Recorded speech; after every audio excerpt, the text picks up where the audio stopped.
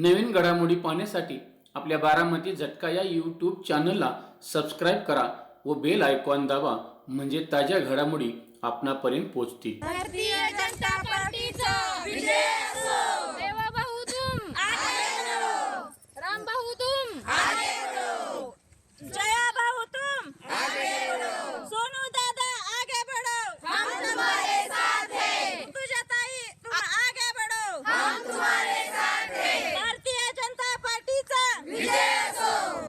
माळीनगर जिल्हा परिषद गटातील लवंग पंचायत समिती गणाच्या भारतीय जनता पार्टीच्या अधिकृत उमेदवार सौ ऋतुजा विक्रम पराडे पाटील या आहेत। लवंग पंचायत समिती गणाच्या भारतीय जनता पार्टीच्या अधिकृत उमेदवार सौ ऋतुजा विक्रम पराडे पाटील यांच्या होम टू होम प्रचार रॅली प्रत्येक शेतकऱ्यांच्या बांधावर जाऊन प्रचार दौरा सुरू आहे। त्यावेळी त्यांना नागरिकातून प्रचंड प्रतिसाद मिळत आहे। लवंग पंचायत समिती गणामध्ये लवंग, तांबवे, गणेशगाव, वाघोली, संगम, बाबुळगाव आणि वाफेगाव अशी 7 गावे आहेत।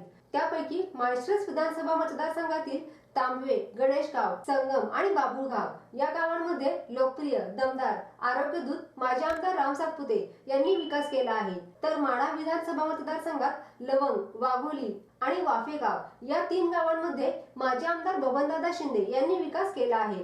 त्यामुळे लवंग पंचायत समिती गणामध्ये मतदार समाधानी आहेत। भारतीय जनता पार्टीच्या अधिकृत उमेदवार सौ ऋतुजा विक्रम पराडे पाटील यांनी बांधावर जाऊन प्रचार करताना अतिशय चांगल्या प्रकारे नागरिकांचा प्रतिसाद मिळत आहे। अशा पद्धतीने भारतीय जनता पार्टीच्या अधिकृत उमेदवार सौ ऋतुजा विक्रम पराडे पाटील यांनी प्रचारात आघाडी घेतली आहे। त्यामुळे लवंग पंचायत समिती गणामध्ये भारतीय जनता पार्टीचे कमळ निश्चितच फुलणार अशी खात्री आहे। आज आपण माळीनगर जिल्हा परिषद गटातील कनेर पंचायत समिती गणामध्ये आलेलो आहे आणि आपण या ठिकाणी पाहतोय की आत्ता सध्या रणरणत ऊन आहे। ऊन जरी असलं तरी या लवंग पंचायत समिती गणातील ह्या ऋतुजाताई विक्रम पराडे पाटील आहेत। ह्या रणरणत्या उन्हामध्ये सुद्धा शेतकऱ्यांच्या बांधावर असेल मतदारांच्यापर्यंत पोचत आहेत। आपण त्यांच्याकडूनच नेमकं या निवडणुकीविषयी काय मतदारांचा अनुभव आला, त्यांचा काय अनुभव आहे हे आपण जाणून घेऊया। ताई, तुमचं नाव? माझं नाव ऋतुजा विक्रम पराडे पाटील।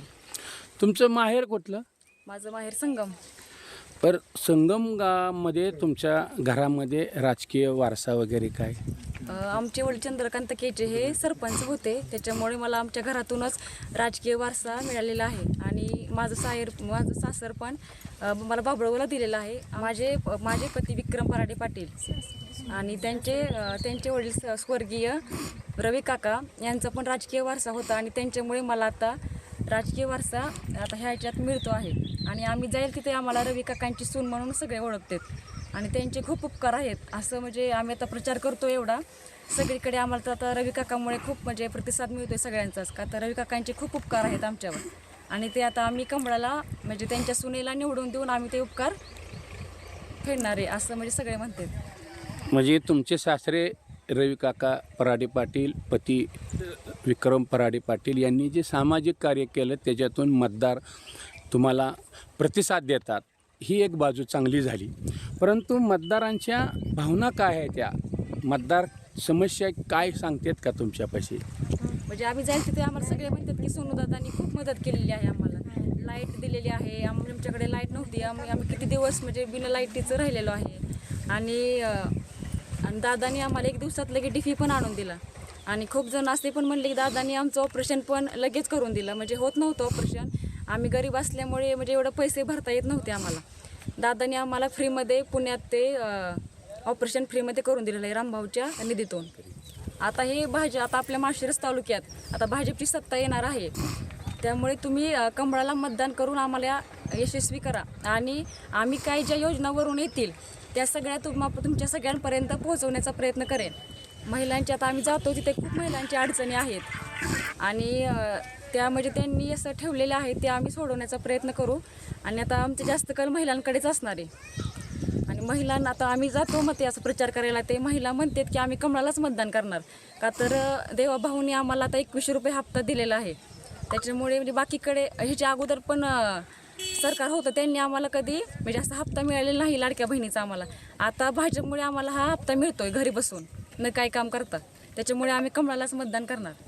आता आम्ही प्रचार करत असताना शेतात म्हणजे काही काही माणसं काम पण करत असतात, ते आम्हाला बघून म्हणजे आमच्या हातात कमळ असते, मग ते बघून आमच्याकडे माणसं धावत येतात का तर की त्यांना म्हणजे दुष्काळाने ते मिळालेलं आहे.